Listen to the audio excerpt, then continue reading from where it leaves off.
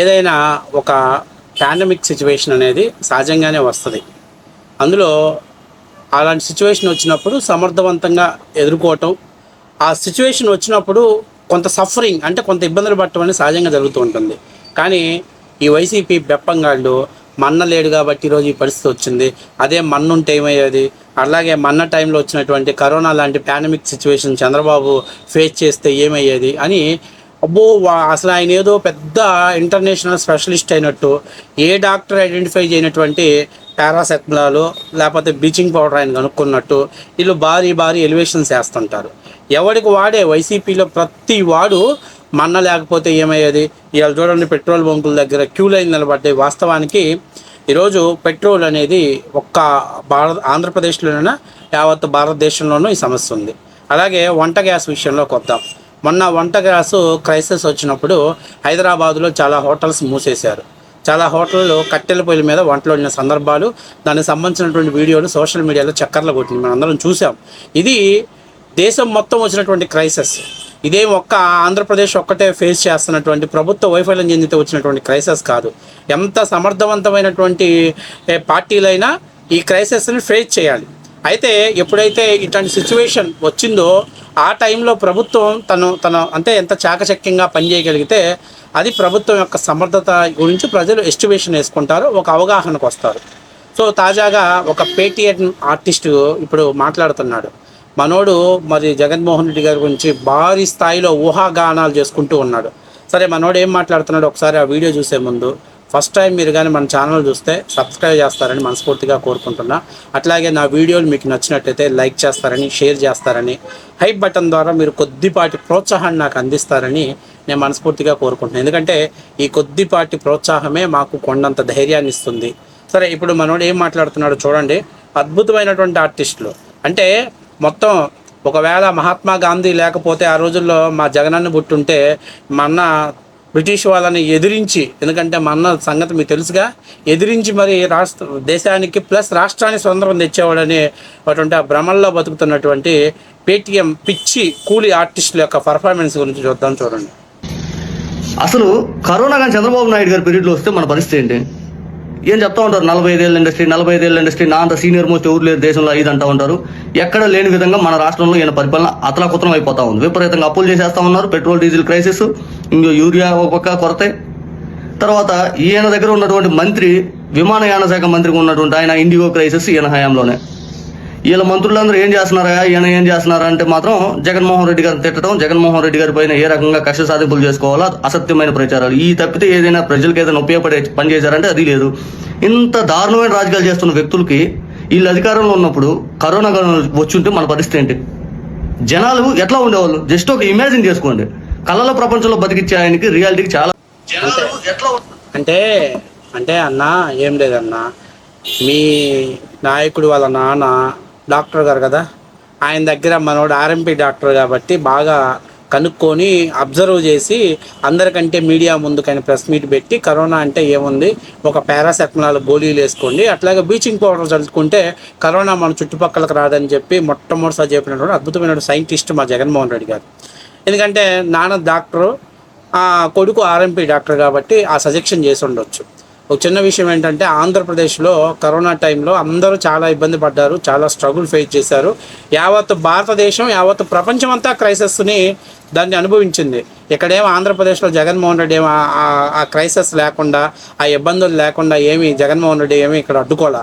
అయితే ఒక చిన్న ముఖ్యమైన విషయం ఏంటంటే, ముఖ్యంగా ఈ కరోనా అనేది బాగా సిటీస్లో అంటే జనం సాంద్రత ఎక్కువ ఉన్నటువంటి సిటీస్ అంటే లైక్ హైదరాబాద్, బెంగళూరు, చెన్నై లాంటి వాటిలో ఎక్కువ ఎఫెక్ట్ చూపించింది.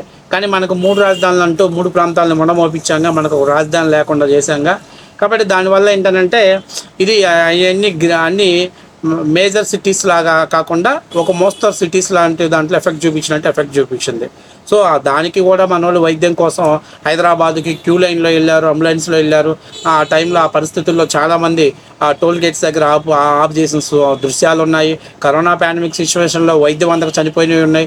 అట్లాగే కొంతమంది చనిపోయిన వాళ్ళ లెక్కల్ని కూడా కేంద్రానికి సమర్పించకుండా ఎక్కువ మంది సమర్పిస్తే ఎక్కడ మనం వైఫల్యం చెందిన వాళ్ళం అవుతామని దొంగ లెక్కలు రాసిన సందర్భాలు ఉన్నాయి. ఇప్పుడు నేను ఏమంటున్నానంటే కరోనాలో సామాన్య ప్రజలు ఇబ్బంది పడిన మాట వాస్తవ విషయమే. నేనేమన్నానంటే ప్రపంచం మొత్తం ఇబ్బంది పడింది.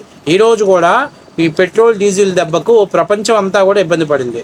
కాకపోతే ప్రపంచం ఎలాగుంటుందంటే ఎప్పుడైనా పెట్రోల్ డీజిల్ ధరలు పెరిగితే వాళ్ళు ఏం చేస్తారంటే వాళ్ళకు ఉన్నటువంటి వెహికల్స్ అన్నిటిని కూడా ఇంట్లో వదిలేసి పబ్లిక్ ట్రాన్స్పోర్ట్ని యూజ్ చేసుకుంటారు. కానీ ఇండియాలో ఏంటంటే క్రైసిస్ పెరిగితే ఇంకా దొరకదని చెప్పి పెద్ద పెద్ద ట్యాంకర్ డ్రమ్ములతోటి క్యూ లైన్ నిలబడతారు. అందుకనే మన ప్రాంతంలో మన ఇండియా మొత్తంలో ఈ క్రైసిస్ అనేది బాగా ఎక్స్పోజ్ అవుతూ ఉంటుంది. ఇక యూరియా విషయం కొద్దాం. తెలంగాణలో యూరియా కోసం యుద్ధాలు జరిగాయి, కొట్లాటలు జరిగాయి, ప్రభుత్వాన్ని ప్రశ్నించారు. కానీ ఆంధ్రప్రదేశ్లో ఎఫెక్ట్ జరగలేదంటే జరిగింది, కానీ ఆ స్థాయిలో లేదు. ప్రభుత్వం ఒక దాన్ని ఆ క్రైసిస్ని కొంతవరకు ఓవర్కమ్ చేయగలిగారు. అట్లాగే పెట్రోల్ విషయంలోకి వచ్చేసరికి పెట్రోల్స్లో మెయిన్ కంపెనీస్ ఏంటంటే ఎక్కడైతే వాళ్ళకి డిమాండ్ ఎక్కువగా ఉంటుందో అక్కడ సప్లై ఎక్కువగా చూసుకునే పరిస్థితి ఏర్పడుతుంది. అంటే మెట్రో సిటీస్ హైదరాబాదు, బెంగళూరు, చెన్నై లాంటి ఏరియాస్లో. సో అలా చూసుకునేటప్పుడు ఏమవుతుందంటే కొంచెం రూరల్ అలాగే మైనర్ సిటీస్లో కొంచెం ఇబ్బంది పరిస్థితి ఏర్పడుతుంది. ఆ లెక్కలో ఆల్రెడీ రాష్ట్ర ప్రభుత్వం దానికి నివారణ చర్యల కోసం ఆ కంపెనీలు సీఈఓలతోటి అలాగే ఎండీలతోటి మాట్లాడారు. సో తొందరలోనే ఆ సమస్యకు పరిష్కారం దొరుకుద్ది. ఇక్కడేమి పెట్రోల్ ఎక్కడ దొరకకుండా లేనంత పరిస్థితి ఏం లేదు. కొన్ని చోట్ల ఈ యొక్క క్రైసిస్ని క్యాష్ చేసుకుందామని చాలా చోట్ల బంకుల్లో ఉన్నటువంటి వాళ్ళు పెట్రోల్ లేదు, నో ఫ్యూయల్ అని చెప్పేసి బోర్డులు పెడుతున్నారు. అక్కడ సంబంధిత అధికారులు కూడా వెళ్ళి చెక్ చేసి ఒకవేళ ఎవడన్నా ఉండి లేదని పెడితే మాత్రం వాళ్ళ మీద చర్యలు తీసుకునే విధంగా ప్రభుత్వం ముందుకు వచ్చింది. ఇక్కడ చాలా ముఖ్యమైన విషయం ఏంటంటే ఇది ఒక్క ఆంధ్రప్రదేశ్లో సమస్య కాదు, ఈరోజు యావత్ భారతదేశం ఫేస్ చేస్తుంది. దీనికి ఒక కొంత సర్టన్ టైం, అది ప్రజలకు కూడా తెలిసిన విషయమే. ఇరాకు లేకపోతే ఇజ్రాయెల్ యుద్ధం చేసుకుంటేనో అమెరికా యుద్ధం చేస్తుందని అక్కడ హార్మోజ్ జలసంధిని మూసేస్తే దానికి భారత్ ఏం చేస్తుంది? లేకపోతే ఆంధ్రప్రదేశ్ చంద్రబాబు నాయుడు ఏం చేస్తాడు? ఏం తుప్పాస్ వ్యవహారాలు మాట్లాడతాడు. కరోనా టైంలో జగన్మోహన్ రెడ్డి ఎంతమందిని సేవ్ చేశాడయ్యా? ఎంతమందిని పారాసెటమాల్ బ్లీచింగ్ పౌడర్ వేసి బతికిచ్చాడయ్యా? ఏదైనా ఒక క్రైసిస్ వచ్చినప్పుడు ప్రజలు సఫర్ అవుతారు. కాకపోతే దానికి ఒక చిన్న విషయం, కొంత టైం తీసుకొని దాన్ని ముందుకు తీసుకెళ్ళి దాన్ని మేనేజ్మెంట్ చేయడంలోనే ప్రభుత్వం యొక్క గొప్పతనం, సామర్థ్యం ఉంటుంది. జగన్మోహన్ రెడ్డి గారి టైంలో కూడా అనేకమైనటువంటి ఇబ్బందులు ఫేస్ చేశారు. కాబట్టి మా అన్న పెద్ద వీరుడు, శూరుడు అన్నీ తెలిసిన వాళ్ళ లెక్కన మాట్లాడొద్దు.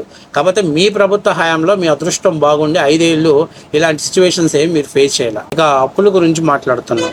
జగన్మోహన్ రెడ్డి ప్రభుత్వంలో అప్పులు చేయలేదా? జగన్మోహన్ రెడ్డి గారు ఆ టైంలో ఈ ప్రభుత్వ ఆస్తుల్ని తాకట్టు పెట్టలేదా? జగన్మోహన్ రెడ్డి కార్పొరేషన్ పేరుతో అడ్డదిడ్డంగా అప్పులు తేలేదా? మరేదో మీ జగన్మోహన్ రెడ్డి అసలు అప్పులు అంటే ఏంటో తెలియనట్టు, అప్పుల గురించి జగన్మోహన్ రెడ్డికి అవగాహన లేనట్టు ఎవరిని పిచ్చోళ్ళని చేయాలని మాట్లాడుతున్నారు. ఆంధ్రప్రదేశ్ ఆర్థిక వ్యవస్థని నాశనం చేసింది జగన్మోహన్ రెడ్డి. ఇండస్ట్రీలు లేకుండా, పెట్టుబడులు రాకుండా ఆంధ్రప్రదేశ్ నాశనం చేశారు. ఇవాళ కంపెనీలు వస్తుంటే అవన్నీ మేమే తెచ్చాము, ఆ కంపెనీలతోటి మన్న ఫోటోలు దిగాడు, మన్నతో టైప్ అయ్యారు, ఇలాంటి బొగడా మాటలు మాట్లాడుకుంటూ టైంపాస్ చేస్తుంటారు. అదే మీరు కూడా యూట్యూబర్ల కింద చలామణి అవుతున్నారంటే కొంచెం సిగ్గుండాలి, ఆత్మవిమర్శ చేసుకోవాలి. మీరు మీ ఓడేదో పెద్ద సంస్కరణలు తెచ్చి రాష్ట్రాన్ని, దేశాన్ని బాగుపరిచినట్టు బిల్డప్లు ఇవ్వాల్సిన పల్లె అంత అక్కడ ఏమి లేదు. మీలాంటి పేటీఎం కూలోళ్ళు రిక్షా ట్యూబ్లో గాలి కొట్టినట్టు కొట్టడం తప్పటి నుంచి అక్కడ ఏం లేదనేది ఆంధ్ర రాష్ట్ర ప్రజలందరికీ కూడా తెలుసు. కాబట్టి ఇక ఎవరు నమ్మే పరిస్థితి లేరు. ఇప్పటికన్నా గ్రౌండ్ రియాలిటీ, వాస్తవాలు తెలుసుకుంటే బాగుంటుంది. ఇట్లాగే పిచ్చిగా వాగుతూ ఉంటే నెక్స్ట్ 11 సీట్లు కూడా రావు అనేది ఖచ్చితంగా క్లియర్గా మాకైతే అర్థమవుతుంది.